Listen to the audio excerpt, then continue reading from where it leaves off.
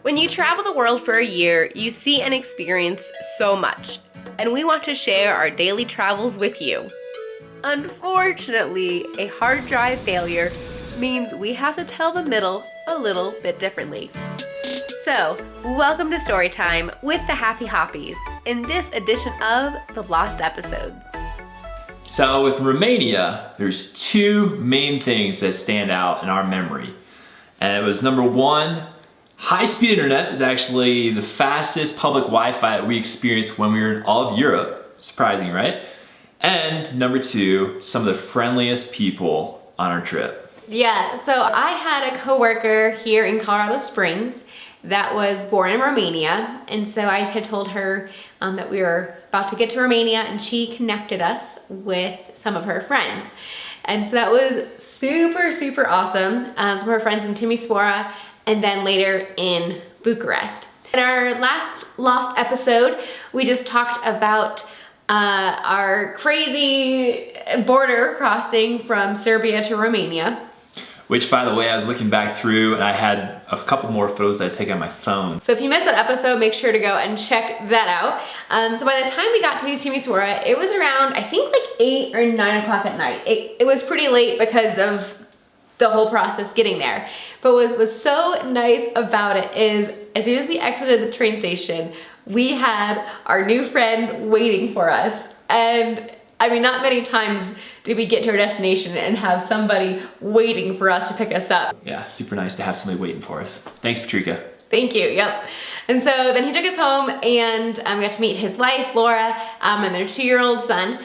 And then the next morning, it was Sunday. And so we were really excited that we got the opportunity to go to church with them. And that particular week, their church was meeting in like small groups in people's homes. Which is really fun. So we got over there and they had some food they were sharing together. So we got to sample some different dishes and then just sat down together in the living room. There was like a little Bible study and prayer time.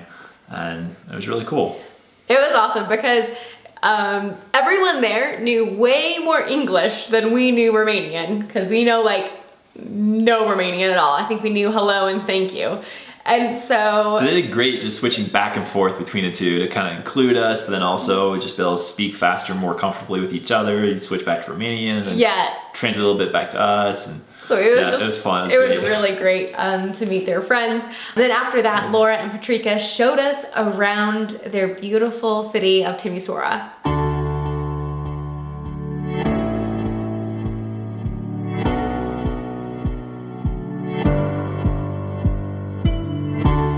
And that was a lot of fun. It was really a cool little town, medium-sized town. I mean, not like a huge city, but like just right.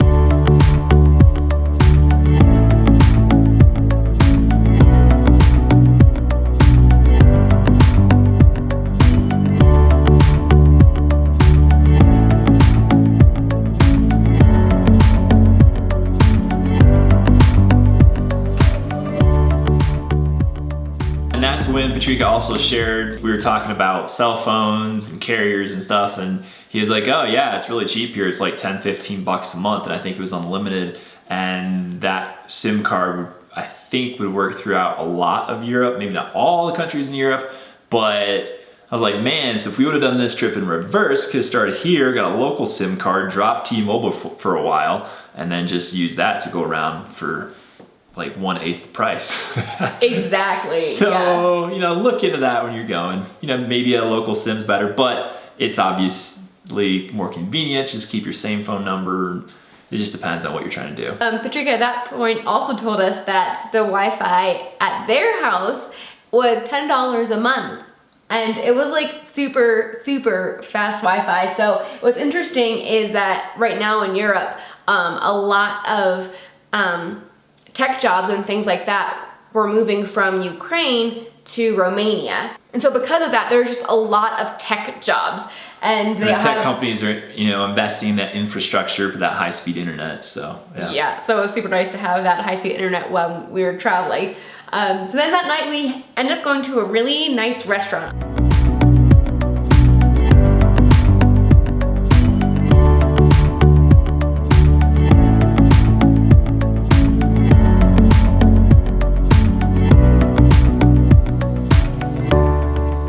So the next day was Monday, and they had to work, which was great because we also at that point needed a day of work.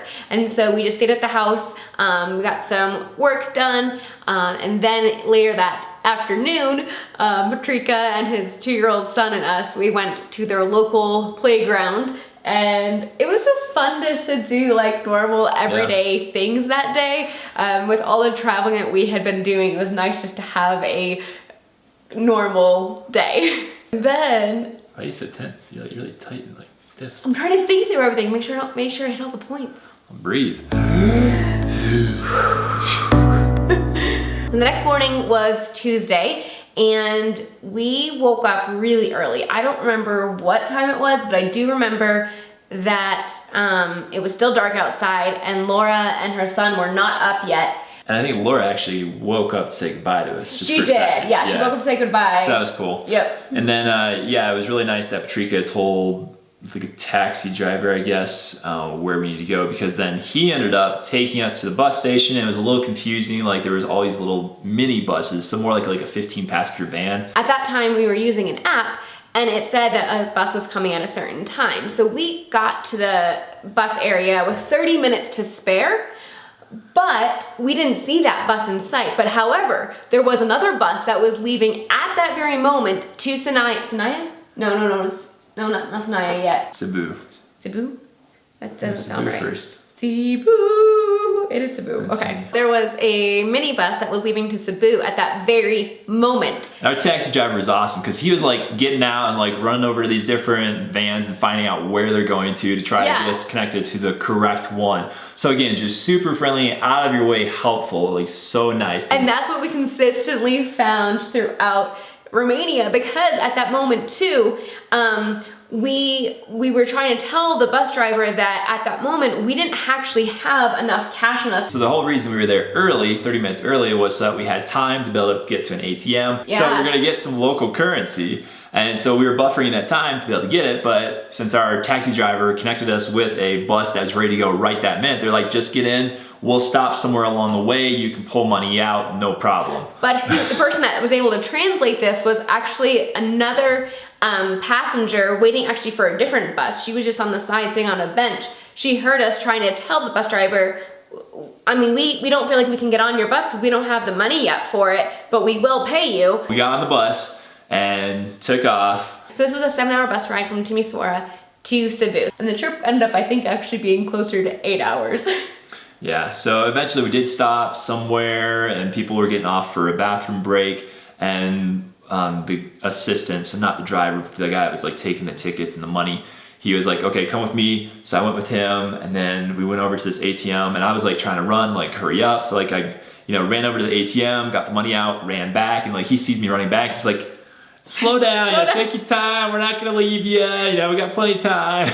And then when we were 30 minutes away from our destination in Cebu, they actually stopped for a lunch break because, it was lunchtime. It was lunchtime, and it's important to them, and so it was so funny.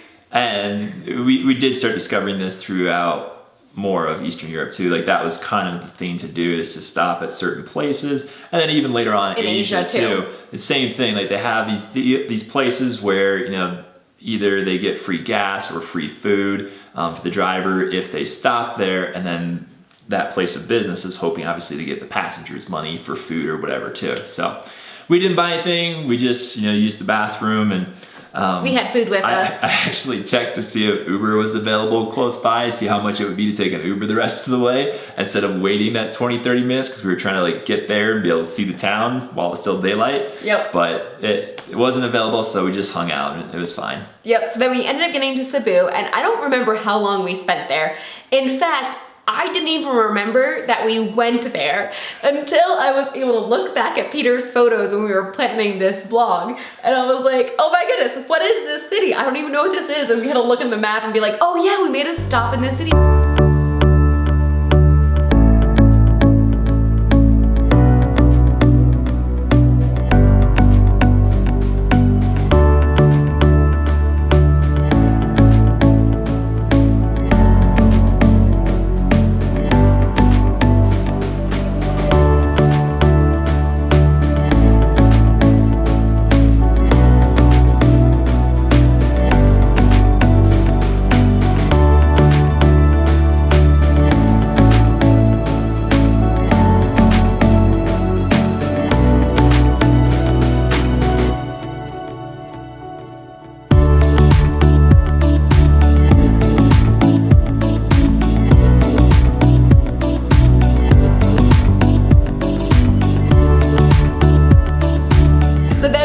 on a train and went 4 hours to the next city, which was, I have it pronounced, so I'm gonna say it right. Maybe I'll say it right. Sinaia. Sinaia. Help us out. Sinaia. If only there was a way to leave like a little video comment in the comments below. Right. That would be super nice, and then like Patrica or somebody could hop on there from Romania and be like, this is how you say it. Well, because I even phonetically wrote it out and I'm still, I think, saying it wrong. And that would be really helpful too for anybody else watching videos like, oh, this is how you pronounce these places. So. Right. So anyways, so we took a 4-hour trip to Sinaia. Yep. And then so that night we stayed at Hotel Rina Cebu, which was a nice 2-star hotel, and it was $24 for the night. What was really great about it is right across the street was their sister hotel, Hotel Rina Sinaia. It's not easy.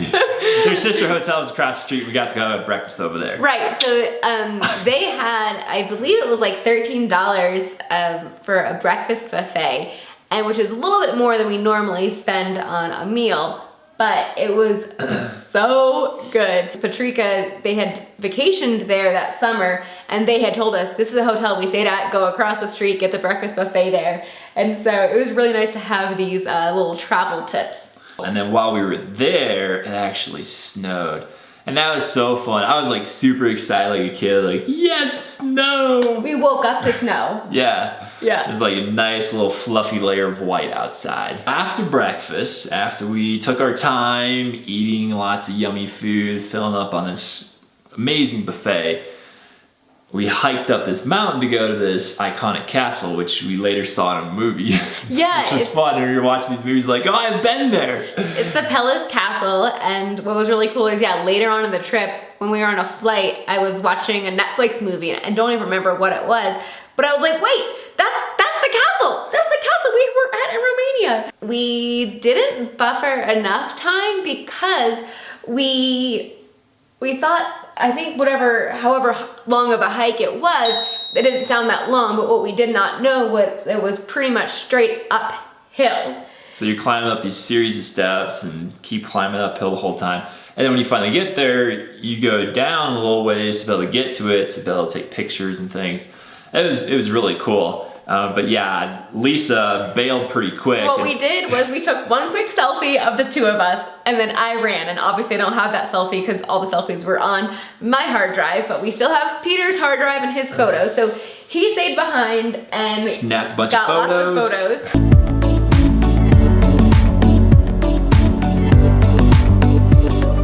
I knew that he could run faster than I could. So we left our bags at the hotel lobby, so I knew we had to go back there, and then from the hotel, it was like another 5-10 minute walk to the train station. And we really wanted to get on that train. If we didn't catch that train, I think it was a couple hours to the next train to Bucharest. I booked it. I just was like, Peter, I'll meet you down there. I'll go. At this point too, like the sun's coming out, so it's getting a little bit warmer. And since we're, hiked all the way up, and now we're booking it down the hill. I mean, it was cold, there was snow on the ground, so we were wearing a few different layers to stay warm. But at this point, we're running around, we are sweating bullets, taking these layers off. I got down to short sleeves. Yeah. People thought we were crazy, I'm still sure. getting sweaty and stinky. The problem was, the series of steps, at one point, I took a wrong turn. So I was like, well, I know I just keep going down, and eventually I'll get to town, and then I'll be able to find the hotel. And so that's what happened. I got down to town, and I had to walk like along the main street. I ended up on like this side of the main street, and our hotel was all the way on this end. So I walked down the main street, I grabbed my bag, and at this point I thought, well, maybe Peter actually beat me here because I ran the wrong way. And I kept looking for him, and then I thought, you know what, maybe at this point, because I don't have a cell phone to be able to call him, so I'm thinking, well, maybe at this point, he has actually gone to the train, because we've got to get on this train, so maybe I should go to the train station. I didn't know what to do. So the race was on. I knew we needed to catch that train to Bucharest. So, in the next Lost episode, find out if we connect with each other, and if we make that train. I wouldn't really leave her, would I? Or let her go on without me, would I?